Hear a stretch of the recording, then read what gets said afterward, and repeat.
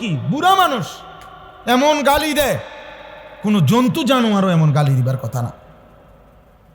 এমন নিকৃষ্ট মা নিয়া বোন নিয়া কথা বলতেই এমন বাজে কথা বলে, ছি ছি। তাহলে এর এই সংশোধন কে করবে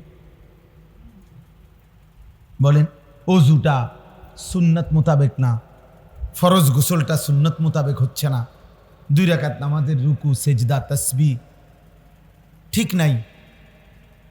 তো এই জন্য হযরত বলছেন এখন মানুষের ছেলেদের দেখেন, ছেলেদের এদের কে বুলাইয়া দিল যে তুমি মুসলমান অথচ তোমার চুল এমন কেন? এভাবে বুলাই দিল কে? তার বাপ কই? তাহলে তার মা কোথায়? পরিবার কোথায়? কে তাকে বুলাই দিল যে বাবা সারাদিনে 1 ওয়াক্ত নামাজ, 1 ওয়াক্ত নামাজও পড়ে না, এই হাইওয়ান নিজের মুসলমান মনে করে কেমন?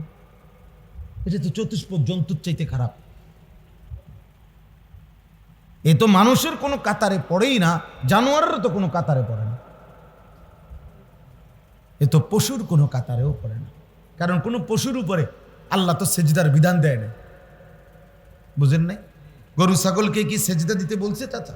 তো সে এই কারণে সেজদা দেয় না। কোনো গরু ছাগল সেজদা দেয় না কেন? সে এটার কি না, মুকাল্লাফে না, তারে কোনো আল্লাহ বলেই নাই। কিন্তু এই পশুকে তো, মানুষরূপী এই পশু এর তো বলছে।